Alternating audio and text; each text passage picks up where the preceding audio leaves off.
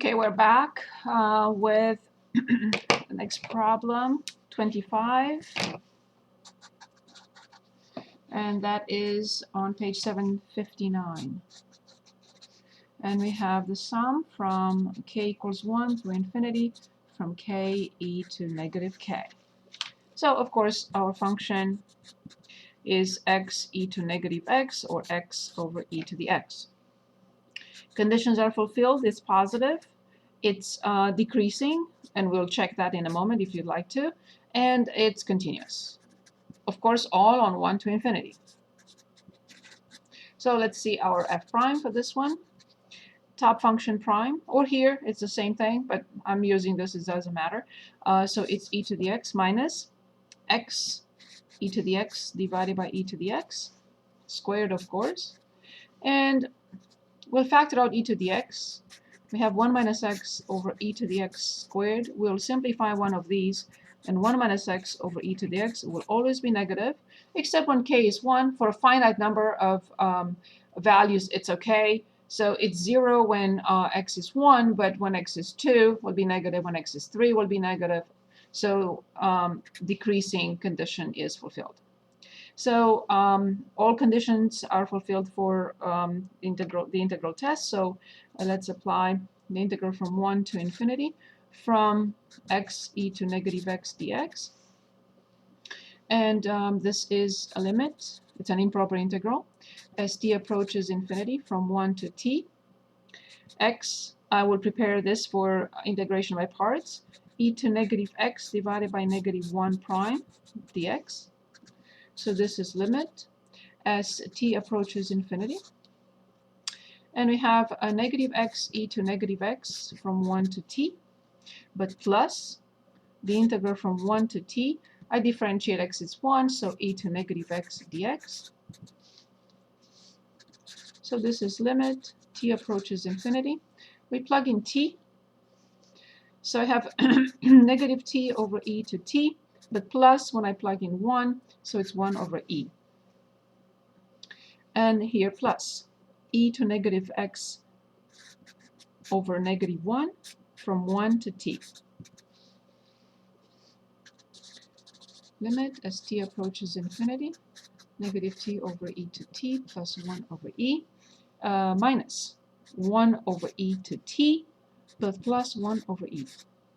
So when you plug in t, we get this, but minus with minus will change into plus by the fundamental theorem of calculus. E to negative 1 will be 1 over e. Obviously, this approaches 0. This, after the first application of the L'Hopital's rule, will absolutely approach 0. 1 over e plus 1 over e is 2 over e, which means the improper integral converges, and that means, so it's convergent. The improper integral is convergent, so that means that the infinite series, k equals 1 to infinity k e to negative k, is convergent by the integral test. You're wondering why I'm writing this all the time? Is because we're not going to have all of them, then we have to definitely write this. So right now you can say, but we only have one test that we discussed. True, but do not forget this sentence at the end of each conclusion. Okay, good. So that was 25. Let's take a look next. 27. On the same page, 759. And we have the infinite series, n equals 1 to infinity, 1 over n squared plus n cubed. Good, so again, the function is f of x, 1 over x squared plus x to the third. And we check all conditions on 1 to infinity, of course. Definitely positive, definitely decreasing. We can use the first derivative, but obviously it's decreasing. And the last one, continuity. So all conditions are fulfilled. We can go ahead and apply the integral test. So the integral from 1 to infinity, from 1 over x squared plus x cubed dx. Good. In this particular case, remember before we continue, yes, this is the limit. as t approaches infinity from 1 to t, from 1 over x squared plus x cubed dx. We use partial fraction decomposition for this. So we have 1 over x squared, x plus 1. I factor out x squared. So this will be a over x plus b over x squared plus c over x plus 1. And let's see what we get.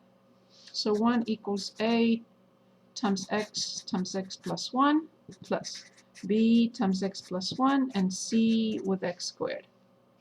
So when x is 0, we get 1 equals b. Well, when x equals -1, let's see what we get. We get 1 equals c. Yep. And when x equals 1, let's see what we get. 1 equals 2a plus 2b plus c. But c is 1, these two go away.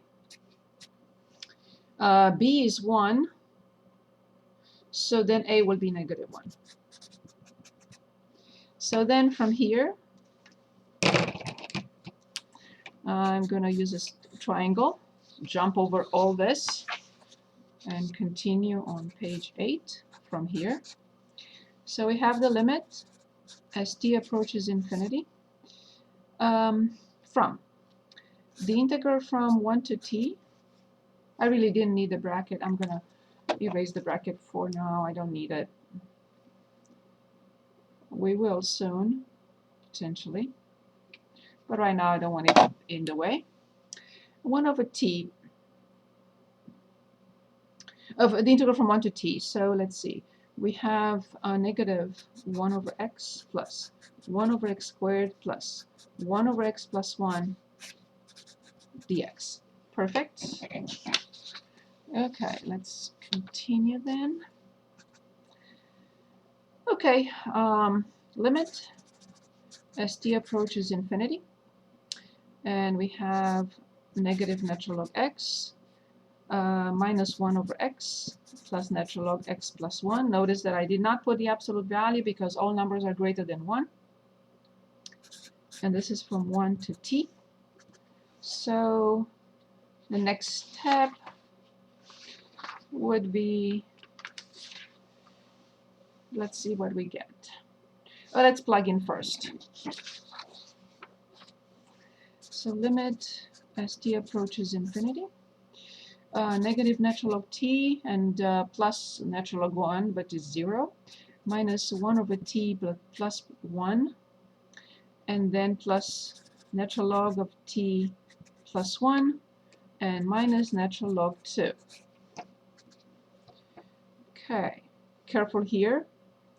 That's why it's not recommended to separate them in the integrals. Look what happens here. So this is limit as t approaches infinity.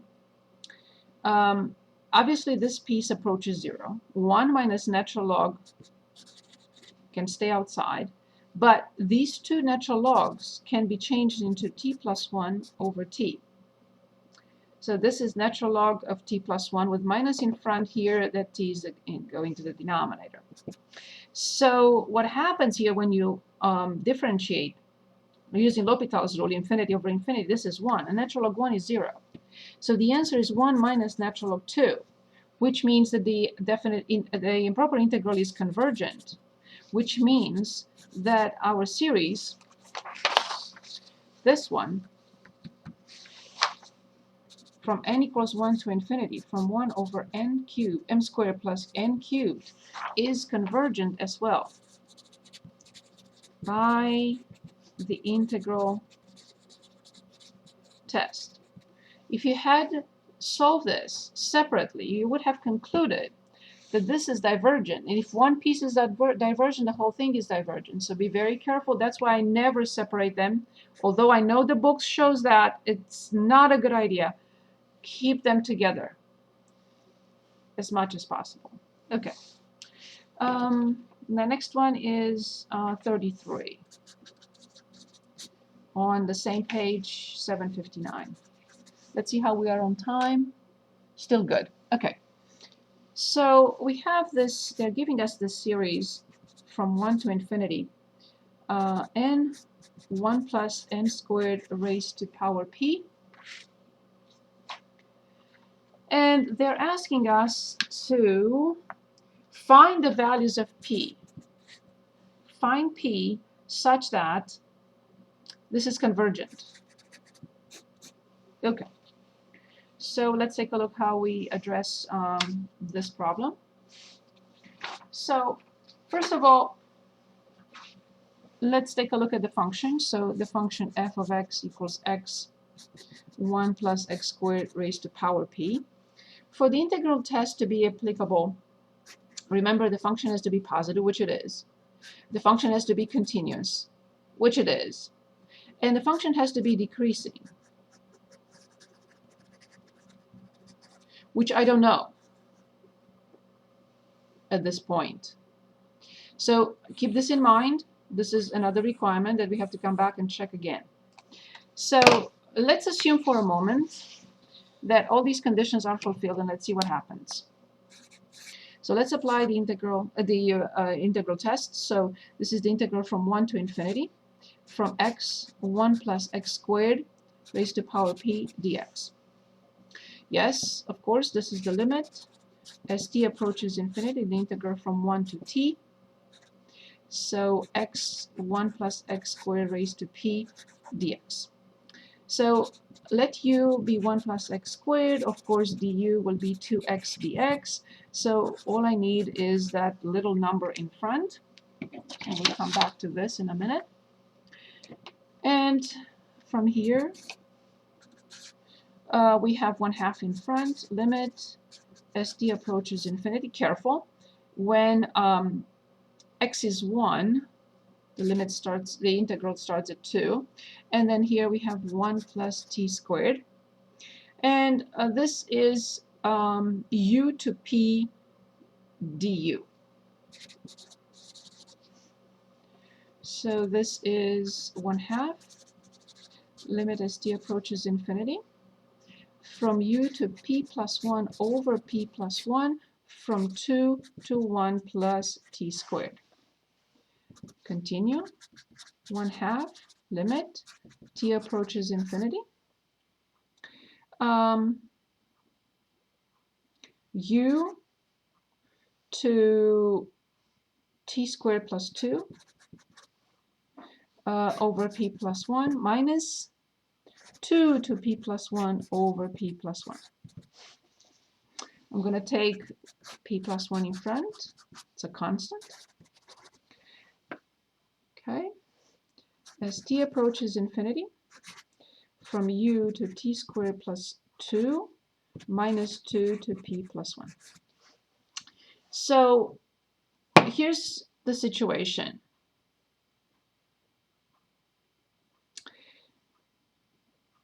This is a number, so there is no problem here. If this quantity does not approach 0, then what happens here is the improper integral will be divergent. So in order for this quantity to, I think I did something here. Yes, I did. Yes, I did. Yes, I did.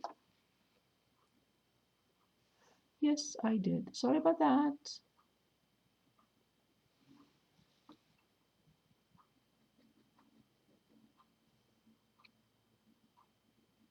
Yes, I did.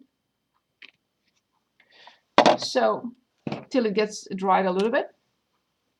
When u is 1 plus t squared, so 1 plus t squared raised to 1 plus p, or p plus 1. So this is 1 plus t squared raised to p plus 1. Okay, sorry about that. So this quantity has to be 0 because this approaches infinity. So infinity has to be, so p plus 1 has to be a number less than 0. If p plus 1 is not a number less than 0, this quantity, it will not be guaranteed to be 0. So therefore, this is our condition for the answer to be a number, of course, and the number guarantees that the improper integral is convergent. not infinity. That's what we need to avoid. And it's guaranteed to happen only if the power of infinity is negative. So p plus 1 has to be less than 0, which means p has to be less than -1. So now that condition, I can write, yes, it is fulfilled. How come? Because every time this quantity is a number less than -1, the function will definitely be decreasing, because it will be n over 1 plus n squared to a particular power, which is much bigger than n. So the function will be guaranteed to be decreasing. So now what is our conclusion here on this problem? So on this problem, we will say the following. The infinite series from n equals 1 to infinity, from n 1 plus, n squared to power p, is convergent when p is less than -1, and is divergent for p greater than or equal to -1 by the integral test.